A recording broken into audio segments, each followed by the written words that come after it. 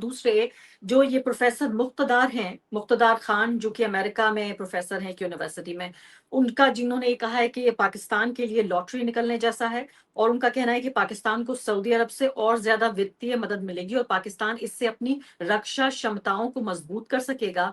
Saudi अरब पाकिस्तान की रक्षा क्षमताओं के लिए और ज्यादा निवेश करेगा।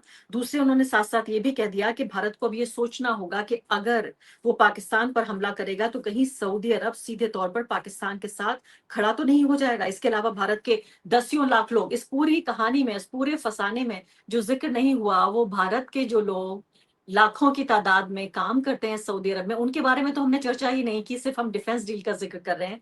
यहाँ मुक्तदार साहब याद दिला रहे हैं कि दसियों लाख लोग सऊदी अरब में काम करते हैं। भारत को ये ध्यान रखना पड़ेगा कि इनका हित तो प्रभावित नहीं होता। जी, नहीं आपने बहुत सारे सवाल उठाए और बहुत सारे इसमें फैक्टर्स हैं। सबसे पहले मैं कल्लोल साहब की बात को थोड़ा-सा आगे बढ़ाना चाहूँगा क्योंकि एक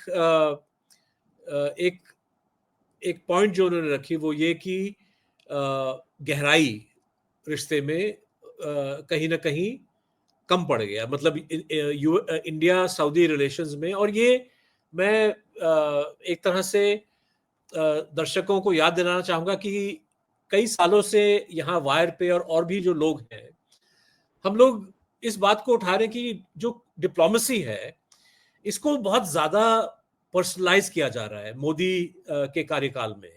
और मोदी जी की उपलब्धियों के गुण गाए जा रहे हैं। मोदी जी को कहीं अवार्ड मिल गया तो ये सबसे बड़ी जो है उपलब्धि भारत की मानी जा रही है। और ये जो पर्सनलाइजेशन ऑफ डिप्लोमेसी कहीं न कहीं पॉलिसी मेकर्स को अंधा कर देता है।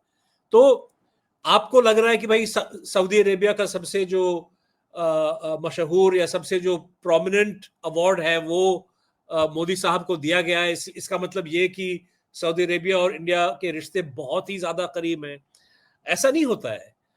बल्कि जब दूसरे देशों को ये लगने लगता है कि हिंदुस्तान के प्रधानमंत्री को एक तरह से अवार्ड्स का मोह है, वो अवार्ड्स चाहते हैं, तो उनकी नजरों में ये एक बहुत आसान तरीका है हिंदुस्तान के दिल को, लीडरों के दिल किस तरह से बहलाया जाए।